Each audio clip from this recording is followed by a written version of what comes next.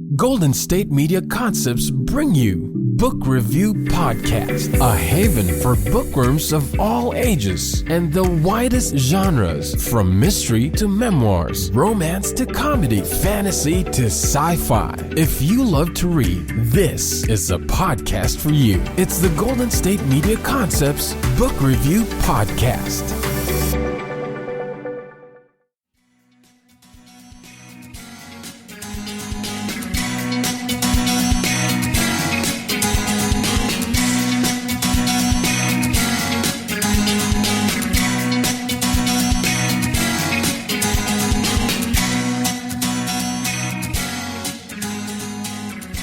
Hello and welcome to the GSMC Book Review Podcast, brought to you by the GSMC Podcast Network.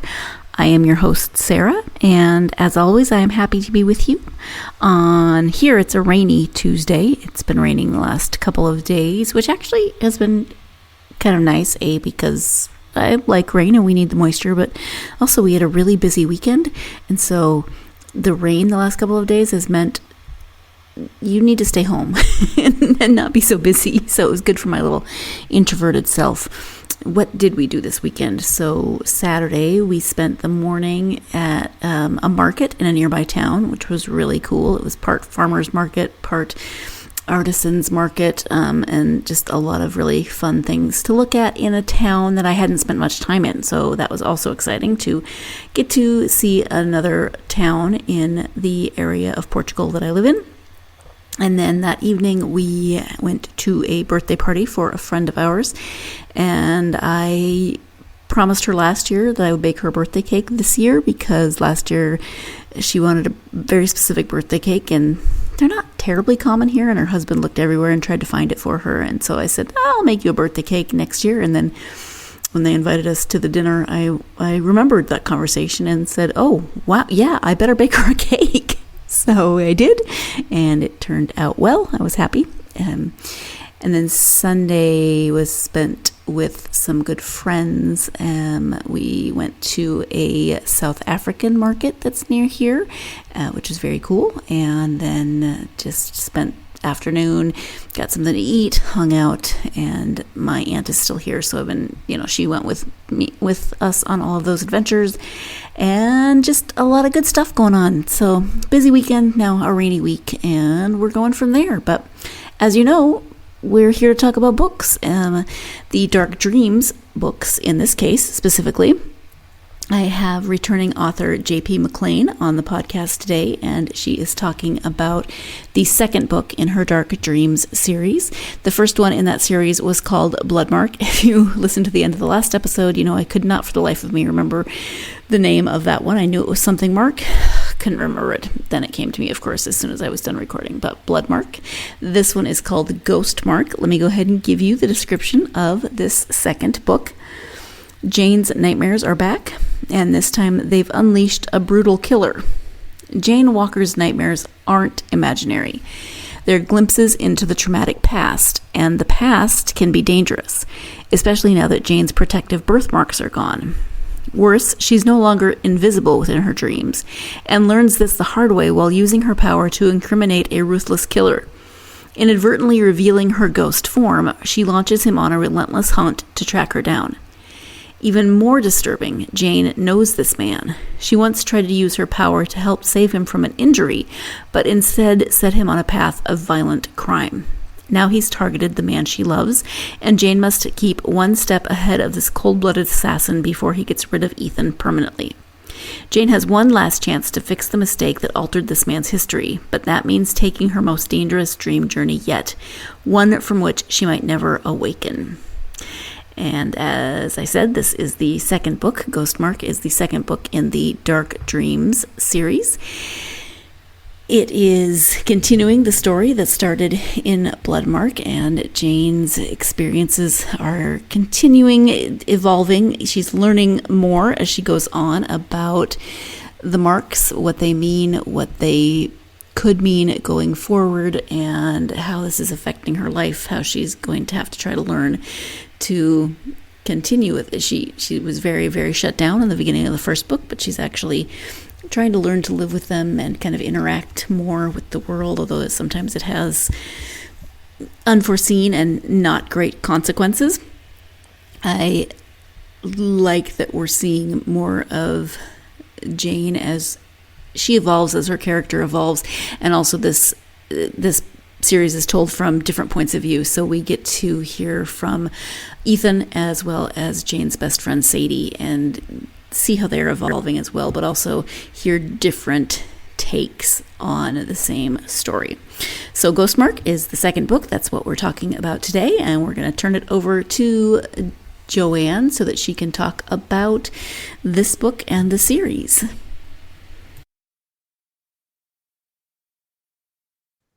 Hi, Joanne. Welcome back to the podcast. Hey, Sarah. Great to be back. I am happy to have you back, and we're going to talk about a series of books that you are writing, the second of which is out. We are going to start, though, for people who maybe didn't hear the first episode or need a refresher, if you could just start by sharing a little bit about yourself, that would be great. Oh, I'm happy to. So my name is Joanne McLean. I write under my initials JP because Joanne is spelt so many different ways. And I'm a full-time writer. I live on a little island off the west coast of British Columbia up in Canada. And I write supernatural thrillers and urban fantasy. I've got I have 9 published books out in 2 different series. I have 1 novella and several short stories. And as of late, I've been submitting my work for awards and contests, and I'm happy to say I've won a few. So, okay, you mentioned Little Island, which we talked about before, but somebody was just telling me today that a friend of theirs moved to an island somewhere, she couldn't remember, but Canada, and they keep posting pictures with palm trees. Do you know of some place? I don't think of Canada and palm trees.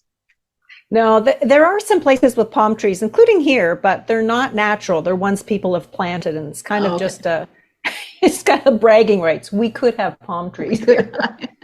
I said that. So that would be. Go ahead. That would be Victoria, probably, like the southern tip of Vancouver Island, and then the Gulf Islands. There's lots of places that have planted palm trees. They don't grow naturally. No, okay. I said that they were hired by the Canadian Tourism Board to, here, if you we'll subsidize your move if you'll post pictures of these palm trees for us. At any rate, we're talking about. As a matter of fact, as we speak, there is snow on the ground here, which is very unusual. We're normally at 10 Celsius, which is about 50 Fahrenheit. And today it's 0. Okay, so it's cold right now. Yeah, it's been a weird winter, though. It's been very weird. I'll be glad when spring comes. I'm really looking forward to spring and summer.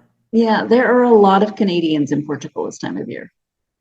Oh, I wish I was one of them. I don't blame you.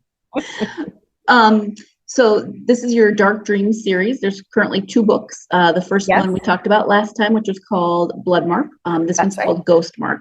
Can you start by just kind of giving a general overview of the series as a whole? Okay, the series, Dark Dream series, centers around a character whose name is Jane Walker, and she's in her mid-20s. She was born with a chain of blood red birthmarks that snake around her body, and she's been defined by these marks, bullied and teased, as you would expect if you grew up with something different, ostracized.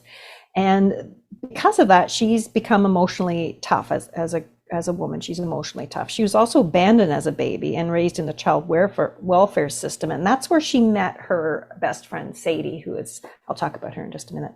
But the experience of growing up in that kind of a system has also made her physically tough. Her and Sadie learned how to fight, and they learned how to survive on the streets as they aged out of the child welfare system. Jane also experiences paralytic dreams, which leave her really vulnerable when she's sleeping. But the dreams aren't like yours and mine. These dreams of Jane's are actually glimpses of the past. And in the first book, Jane learns that these dreams that she's having have marked her as a witness in the Inca culture and Inca tradition. And her role as a witness is to right past wrongs. And to do this, she's got to relive these crimes when she's dreaming, which is horrific. But as the dreams develop, Jane's form in the dreams changes. At first, she's just invisible fly on the wall, like when she was a kid, up until she's like in her 20s. And then she starts to become visible like a ghost. And the second book is called Ghostmark. And sometimes she's actually flesh and bone in the dreams. And therein lies the danger, because people in her dreams can see her when she's ghost-like or when she's completely visible, and more troubling when she is, physically present in the books. One wrong misstep and she could change history, and that's horrifying. Yeah, which she did in the first book, and the repercussions of that are still playing out now in the second book. That's right. Yeah, and I don't want to, of course, give too much away, but it's one thing when you have a dream, one of those anxiety dreams, and you're naked in the dream. She is actually naked and visible to people if she falls asleep and has one of these dreams. Yeah, they say about writing is to chase your character up into a tree and throw rocks at them. I threw a lot of rocks at Jane. Yeah, you're not the nicest of authors to your characters. Did you have an initial inspiration for the series? I think we talked about this a little bit last time, but what was your jumping off point for the series? I definitely had an inspiration, and people will probably recognize it as soon as I say it. There's a NBC TV program. I don't think it's on anymore, but it was on. It's called Blind Spot, starring a woman named Jamie Alexander. And in the very first episode of the very first scene of the first episode of that program, opens onto a nighttime Times Square that's been cleared of people. There's a big duffel bag that's been dropped in the middle of Times Square, and a bomb tech, who you can hear through his breathing apparatus, is approaching this duffel bag in the middle of abandoned Times Square. And he's, Geiger counting and reporting back through his mic to his team. And just as he is about to reach down and unzip the bag, it starts to unzip itself from the inside, and out pops Jamie Alexander, and she is covered in tattoos from the neck down.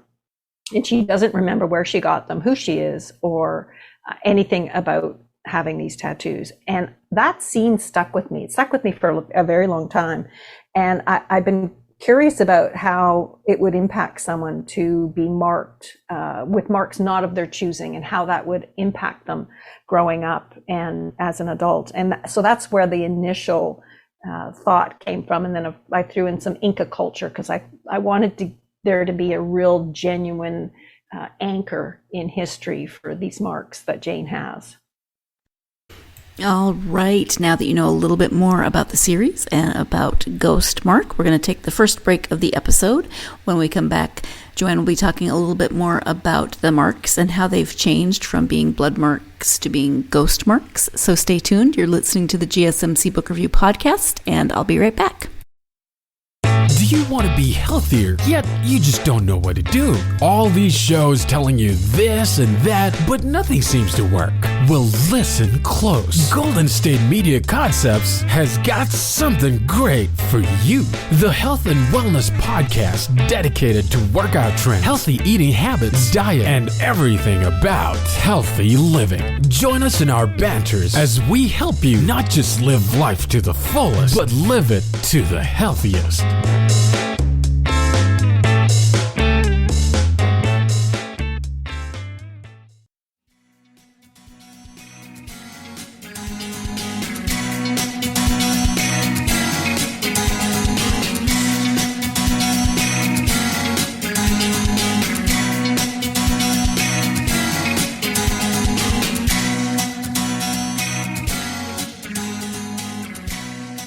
Welcome back to the GSMC Book Review Podcast. As you know, I am speaking this episode with author J.P. McLean about her Dark Dreams series.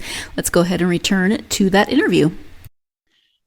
And then in this book, the first book is Blood Mark, and in this book it's Ghost Mark. So Jane's form in the dreams is changing, but also the marks have changed. Can you talk a little bit about that transition from Blood Mark to Ghost Mark?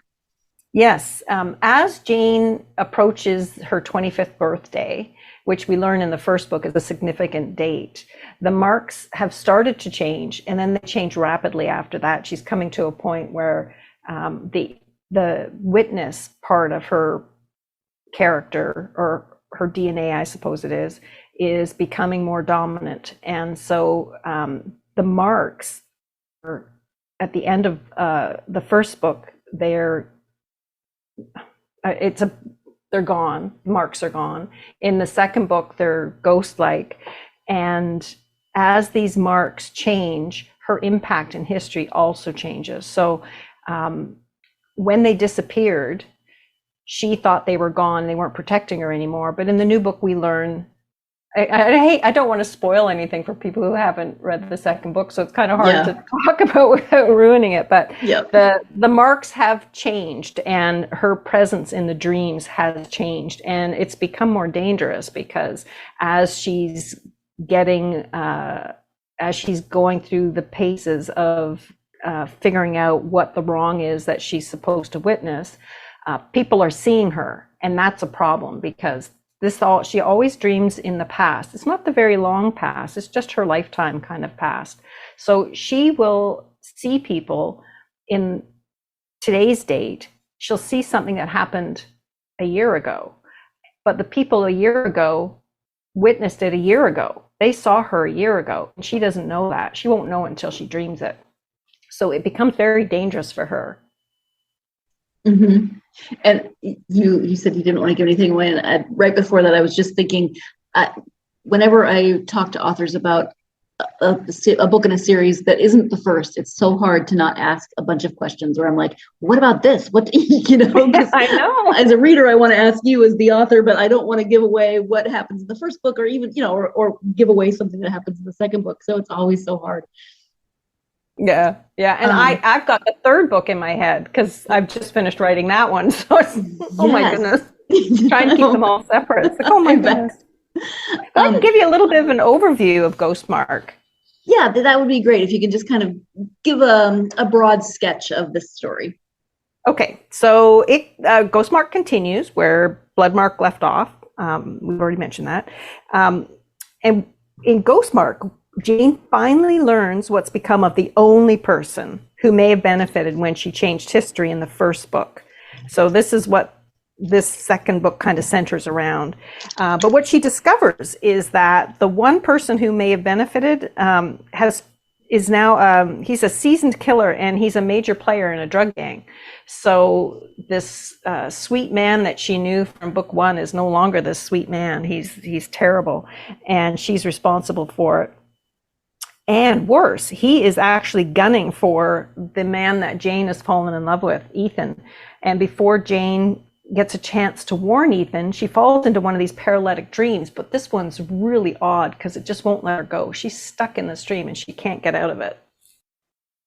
Again, there are questions there that I can't ask, or there's things there that we can't go into.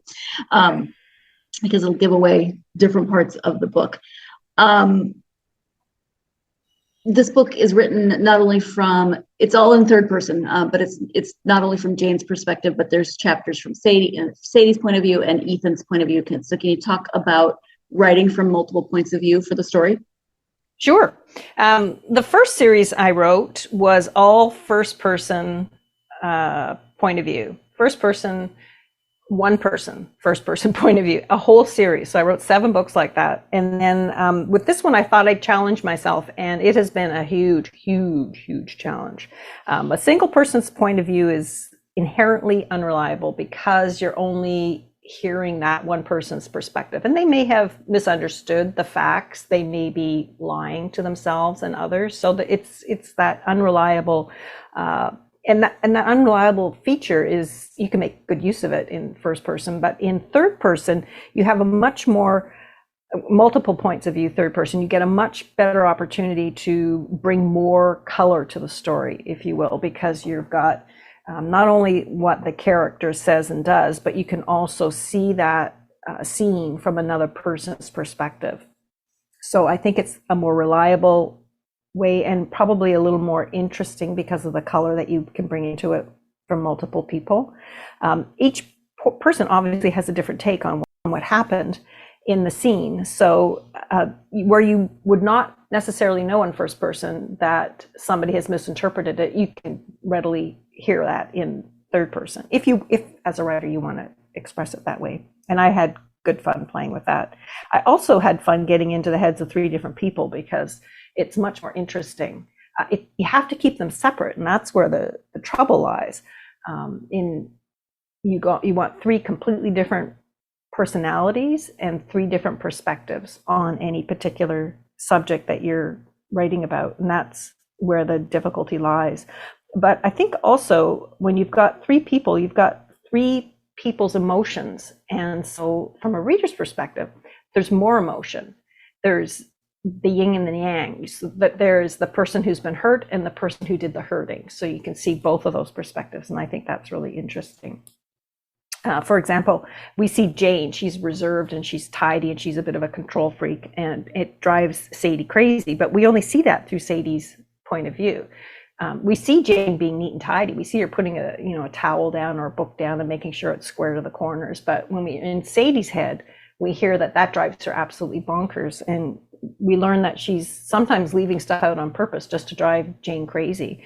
Not to drive her crazy, but she considers it the, therapy, like making her confront these things constantly so that she will get over her need to be so controlling. And the same goes for Sadie, because we know her inner thoughts, and it's through her that we see Jane as being tough and loyal, and it's through Jane that we see how loyal Sadie is being, even though she's making questionable choices. But I think the really nice thing about Jane and Sadie and their separate perspectives is we see that each of them is non-judgmental.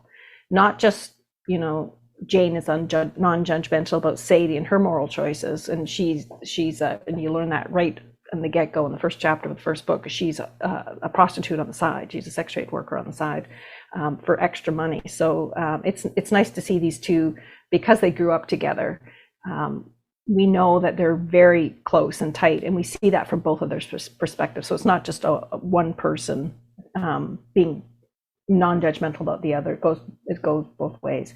But it is difficult to write. I found it really, really difficult to be true to the character all the time. And the way I handled it in a lot of cases is I would write 2 or 3 Jane chapters. Each character, as you mentioned earlier, has its own chapter, so that makes it easier for the reader. But for me as a writer, I would write 2 or 3 Jane chapters in a row, and then I would write 2 or 3 Sadie chapters in a row.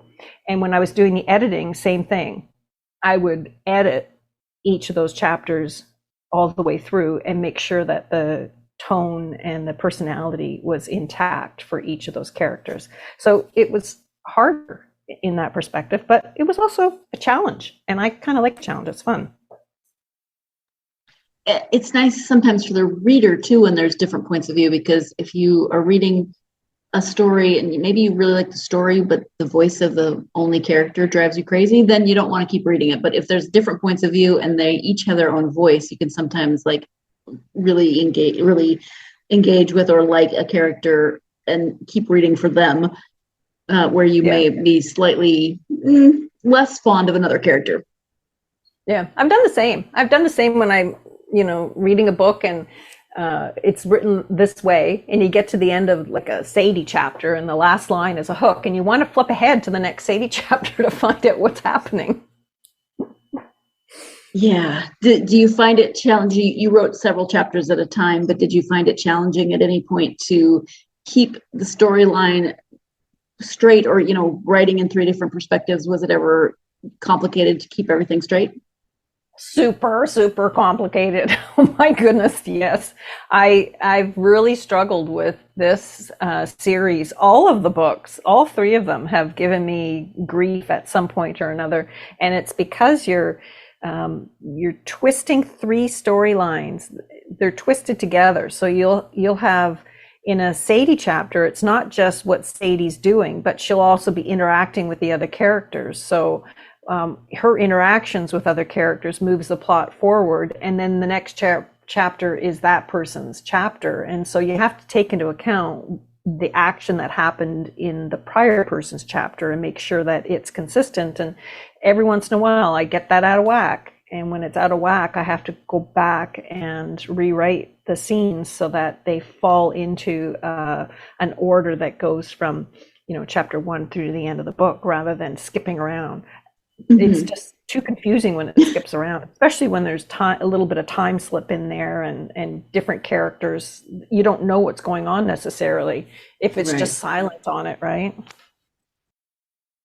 It is time for the second break of this episode, but I've said it before, and I'm sure I'll say it a million times more, that I'm always amazed at how authors keep multiple things clear in their heads, whether that's multiple timelines or multiple points of view or what have you. They all have their ways and their methods and means of keeping those things straight, and I have never tried to write from multiple points of view, so I do not know how I personally would keep those things straight, but I have lots and lots of interviews to go back to and find out what other people do if I ever decide that I want to approach that.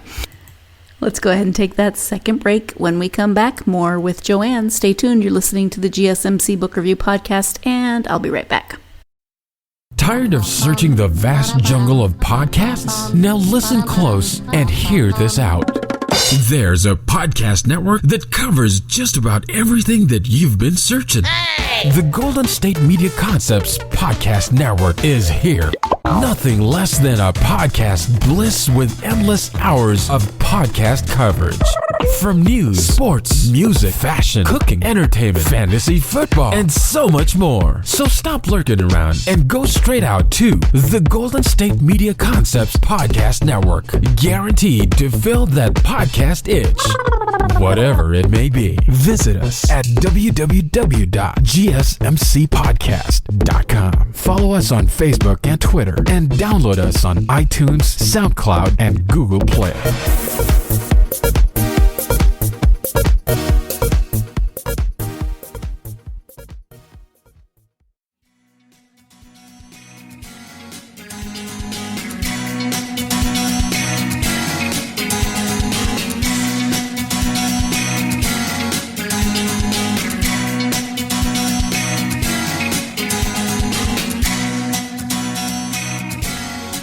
Welcome back to the GSMC Book Review Podcast and my interview with author J.P. McLean, who before the break was talking about writing from multiple points of view and keeping the continuity of the story intact. So let's go ahead and return to that interview. Do you have an editor or beta readers or somebody that helps you to keep that continuity in place? Oh, all of the above. Definitely. I have beta readers that I have a couple of different groups of beta readers actually, and they, the ones who are really good at the big picture, they'll get it first and find those things usually. And they don't always know what's wrong, but they know something's wrong, and that'll give me a bit of a tweak. And then I have a substantive editor that I still use. I still use for all my books because I just rely on them to see things I don't see, which is so important.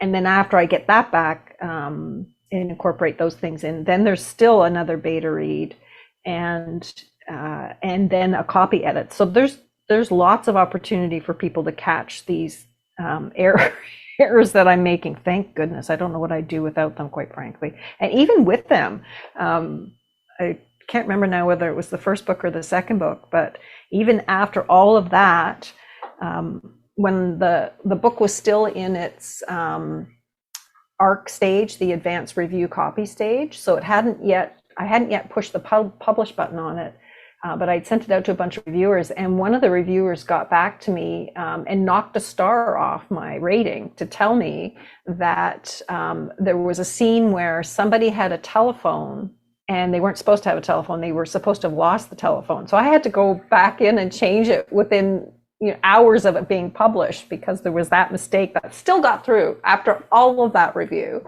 Wow. Yeah, that's crazy. And for you personally, you're writing it, so you're immersed in it. You've written it, you've edited it, you've gone through it so many times that it's really easy sometimes to miss those details. Oh my goodness, is it ever? Every single time you go through it, even when it goes to the beta readers and you think it's perfect after the last edit, you've incorporated the copy edit. People get it and they find mistakes, and it's always shocking. How did that get through? Oh my God. I bet. When we talked about the first book, I know you'd done some research into some of the ink and elements of the book that you wanted to include. Did you do any further research, or did you do other types of research for this book? Yes, I sure did. I actually had tons of fun with this one because not only the birthmarks, which that was the first book, the artifacts, sundials. That's a new one in this book. So I looked up sundials and Inca sundials, and especially the patterns of the sundials, and money laundering, because there's a big money laundering aspect to this one. Because for the longest time, I didn't really understand the ins and outs of money laundering, but now I know how it's done, and I know how people find out that it's being done. So that was fun. I enjoyed learning about that, and I think people, if they read the second book, they'll get a good sense of what money laundering is, and the cash heavy businesses and how that all works. Of course, in Canada, in BC anyway, the casinos here are rather well known for money laundering. They're not money laundering, but criminals money launder through them. And there's been a big case here in this province.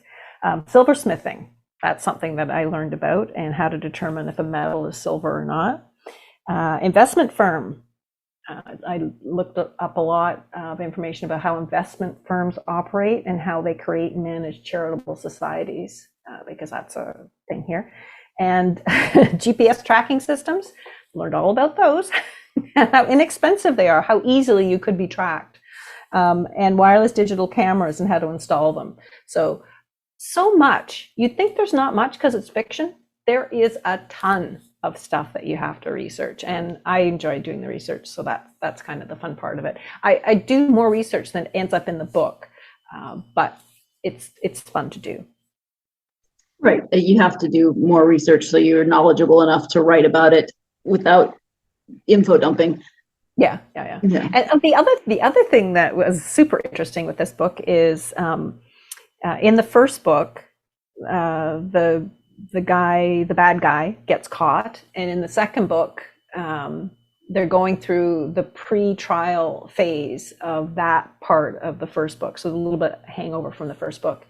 And I just so happen to know a woman on this island who is a lawyer, and her good friend is a Crown prosecutor here in British Columbia, and has been for 25 years, and she was so kind and generous. She gave me hours of her time to answer my questions about how the Canadian criminal system works. And in the next couple of weeks, I'm actually going to be going to Vancouver, to the Vancouver Law Courts, and I'm going to sit in on a criminal trial just to fine tune those little tiny things that you really can't get from someone else, like the feel of the tension in the room and the smell of the room, and is it carpeted, what do the seats look like, all those little things that add little detail for the third book. Oh, fun. And yeah, and it's fun for me as a reader who grew up in the US to learn a little bit more about the Canadian system, because they're not the same. Even though we're neighbors, we do not have the same system, even though there might be similarities. So it was kind of fun to just kind of go through that process with Jane. Okay. It's really interesting. I didn't realize just how much, a lot of the programming that Canadians watch is American programming. And so when we think of courtrooms, even me knowing differently now, I still picture a courtroom like an American courtroom, where there would be the judge's bench at the back of the room, and then there would be a little gap in space, and then behind it would be the two tables, the defense and prosecution. And that's not how it is in Canadian criminal court. Everything is up at the front. So the counselors stand at a podium right in front of the judge. There's no space in between there. And so it's and there's no gavel. That's another thing that I found interesting. So all these little tiny things that you learn are interesting. Yeah, and it's interesting how pervasive American television is and how it shapes what we think of things. Well, it's good. We enjoy it. It's so entertaining. I interviewed somebody a few months ago who her book is set in Bern, Switzerland, and it's a police procedural. So to learn about a completely different country that I had no idea how their process worked was fascinating. I bet. Yeah, I wouldn't know either. That would be a learning process. I found that with, I sometimes read British procedurals and police procedurals, and I always find that interesting too, because they have a different way of talking about their constables and their sergeants and such. Mm-hmm. You said that you just finished the third book recently, so congratulations on that. Thank you. What is what do you have in mind for the arc of this series? Is the third book the end, or will there be more? I'm not going to end it, but it will probably be the last one I write in this one for a little while.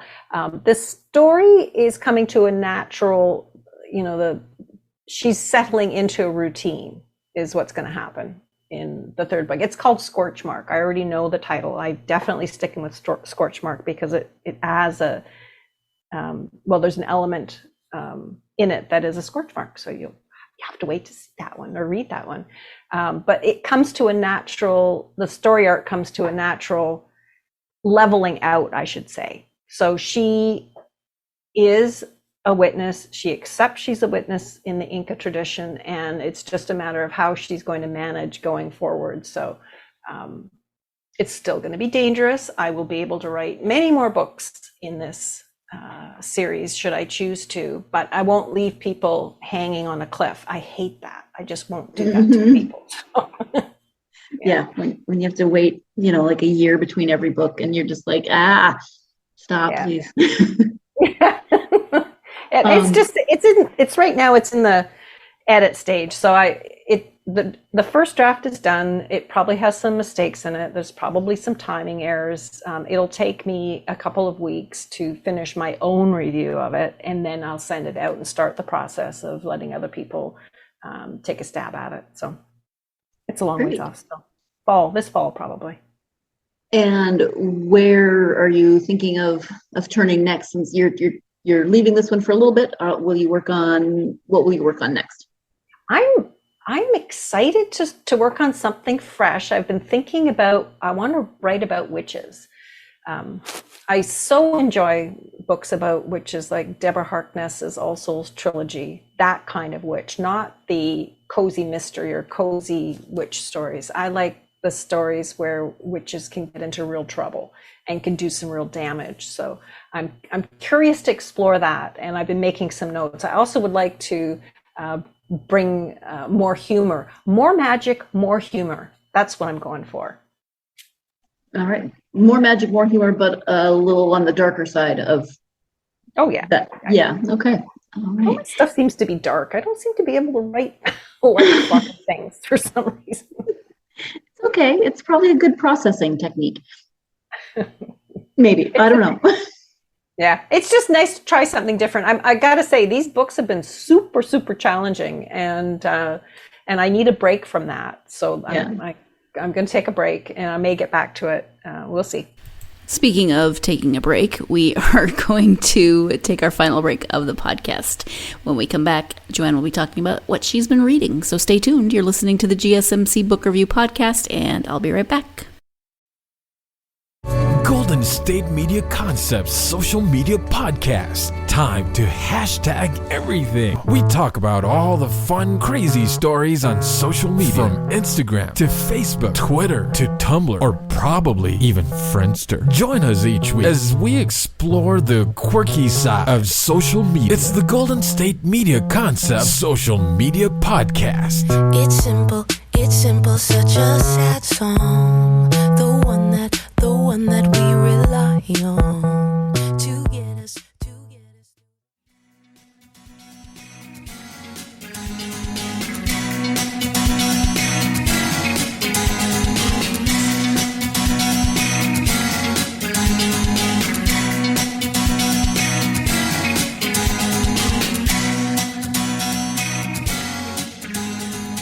Welcome back to the GSMC Book Review Podcast and the conclusion of my interview with author J.P. McLean. And what have you been reading lately that is just for you, not for research purposes?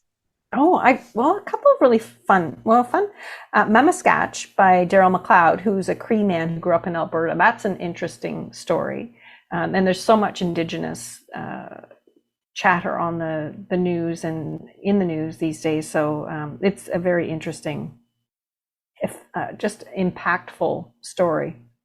I also read Sunshine. Now that's not a new book; it's an older book by Robin McKinley, and it was recommended to me. It was really good. I so enjoyed it. It's not the same as other vampire books that you read, so it was really fun. And I wish there was a second one. I don't think there is a second one, but I wish there was. And I did two other things. I read, finally, Bram Stoker's Dracula. I was really curious. I wanted to know if it was like the things that we see now, the movies we see now, and it was quite different. So that was interesting. And then I was at a bookstore talking to the man about the owner about vampire books, and he says, "Have you read Carmilla yet?" And I hadn't, so I bought that book and read it. And it was written in 1872, and the author is an Irish man, Sheridan Le Fanu. I think it's a man, maybe it's a woman, I don't know. Anyway, it predates Bram Stoker's Dracula, and it was it was thought to be the book that inspired Bram Stoker's Dracula. So that was really interesting to read, and there's kind of a lesbian undertone to the book, and they never come right out and say it, but it is definitely in there as an undertone. But I guess in 1872 you probably didn't come right out and say it. So right, even they were just single women who lived together, or however they were describing things like that. It's like it's in like an erotic undertone, which is interesting. Well, it's prevalent in vampire. Maybe that's where it all originated. Who knows? Yeah, maybe. But isn't it interesting when you go back and read books that are considered classics and you think you kind of know what you're getting into, but they've been filtered through so many different lenses throughout the years that it's always interesting to go back and see what they actually say. Yeah. It wasn't nearly as gory and bloody as some of the more current versions of Dracula are. It's quite tame by comparison. We've talked about your internet presence before, but if you can remind people of website and any social media that you're active on. Absolutely. People can find me at my website, jpmcleanauthor.com, and I just use that. Everything's there. You can find all of my social media links. They're prevalent and up there. You can also sign up for my newsletter, and you get free short stories when you do that. And these are stories I don't share outside of my newsletter mailing list. It's a little freebie you can get. You can also download all the first few chapters of the books through that website. So if you want to get a flavor for the books, you certainly can do that on there. All right, perfect. And then that reminded me to ask, I don't know if I've looked before, but do you have audiobooks for any of your books? I don't, but I am toying with the idea of doing an AI generated audio recording. Interesting. How does that? Well, okay, I didn't even know that was a thing. Well, right now there are two ways you can do that. Well, there's way more than two ways, but for an experiment, Google Play Books is, if you put your books on Google Play Books, you can get a recording downloaded, and as long as you're selling on Google Play, they will give you that recording. It's not perfect, it's pretty good. I gotta say, I've listened to a bit and it's good. I'm not an audiobook consumer, so it's, my opinion is definitely not the opinion of somebody who reads them all the time. But from a writer perspective, in order for me to have a person do these books, it would cost me $3,000 to $5,000 per book. And I've got 9 books, and you don't just do the first in a series, you have to do the whole series. So the first series is 7 books. Well, that would be about a $35,000 investment for me to have it done in audiobook format, because they're long books. And it's simply out of my ability right now. So I can either do audio or nothing. Have you listened to an audiobook before? Yes. I've never listened to AI, but I listen to audiobooks all the time. Okay. Well, I'd be curious. Somebody who listens to the real thing, I'd be curious how they felt about an AI book. Yeah, I'll have to look into that. Because you were saying, you can't just do one. My husband and I started listening to a series when we first moved a year ago, and we were driving about 5 hours when we first got here to our new place, and we started listening to a series, and he loves series. He likes the more books, the better. And I think there were 10 or 11 books. But then we discovered that we couldn't find them after 4. They stopped making the audiobooks. And so we were just like in this limbo place. So, thank you for not starting and then only doing one. Yeah. If I do it, it will be audiobook at this point, unless I win the lotto. Hey, if I win the lotto, I'll be doing it all. Yeah, absolutely. In the meantime, we'll be trying to find a way to do it inexpensively. Yeah, exactly. Well, Joanne, we've talked about a few things today, but is there anything that we have not covered that you want to make sure you highlight during our time together? You've done a great job, as usual. Always lovely to talk to you, Sarah. If there's one thing that I would mention, I would mention how important it is, if readers are listening to this, that if they take the time to write a short review, it really, really impacts in a positive way. It helps other people find the book, other readers find the book, and it's super critical, especially for indies, and I'm an indie. So any reviews I get, I just thank you very much. I really appreciate it. And I think it's good for people to remember that they don't have to write an elaborate review. Sometimes I read reviews and they give a synopsis of the book and then they give a very detailed explanation of what they did and didn't like about it. You don't have to do that. It's just as helpful to leave a 1 or 2 sentence review. That's right. This is not high school. It's not college. It's not university. There's no word count. That's right. Did you like it? Great. That's all you have to say. I think there's sometimes a minimum, 50 characters or something, but you can do that pretty quickly. And it's really important. I just can't stress enough how important it is that people do that if they're able to. Absolutely. Yeah. Well, thank you so much for taking the time to talk to me again. I really appreciate it. Hey, great to be here. Thank you very much.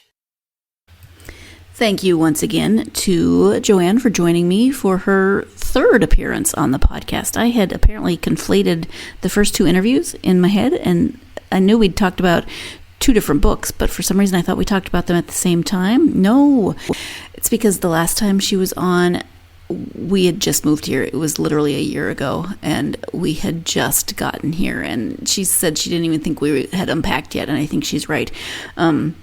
So it's no wonder my brain did not fully remember all of the details. But yeah, this is her 3rd visit to the podcast. So if you want to listen to those other 2 interviews, they are episode numbers 321 and 343. You can go back and listen to those as well if you are of a mind to. So thank you once again to Joanne. I always enjoy when she comes on the podcast and we talk about books and everything else. She's a lot of fun. So thank you for that. If you are a fan of supernatural, strong heroines, multiple points of view, then you should definitely check out the Dark Dreams series. There are 2 books, and so you can read 2, or you can go and read some of Joanne's other books and then wait for the 3rd book to come out. So even though the series might not be complete, you'll have a complete trilogy at least. That there will be, it sounds like, some good closure, but with room for that story to continue, which I like a lot. Thank you to authors who take these things into consideration and don't leave us hanging for 30 years. Yeah, I'm bitter about some things. But anyway, thank you to Joanne for joining me and talking all things books. And thank you, as always, to you, my listeners, for everything that you continue to hang in there with me on this journey. I greatly appreciate you. As always, if you are a fan of this podcast, please help the podcast out. Joanne mentioned reviews, and those are very helpful for podcasts as well as books, written or starred, either way. Great way to help this podcast get out to more listeners. Also, if you want to know always when there are new episodes, you can follow, subscribe, whatever, on whatever podcast platform you listen to this podcast on. And then there's also social media that you can follow the podcast on. So that's Facebook, Twitter, Instagram, and TikTok. Love hearing from you. Come find the podcast and we'll talk books. In the meantime, I hope you are having a wonderful week. Maybe it's snowing, maybe it's raining, maybe you're getting glimpses of spring. Wherever you are, I hope that you're doing great. Your week is going well, and whatever the weather, you are going to find plenty of time this week to get yourself lost in a good book. Thank you so much. You've been listening to the Golden State Media Concepts Book Review Podcast, part of the Golden State Media Concepts Podcast Network. You can find this show and others like it at www.gsmcpodcast.com. Download our podcast on iTunes, Stitcher, SoundCloud, and Google Play. Just type in GSMC to find all the shows from the Golden State Media Concepts Podcast Network, from movies to music, from sports to entertainment, and even weird news. You can also follow us on Twitter and on Facebook. Thank you, and we hope you have enjoyed today's program.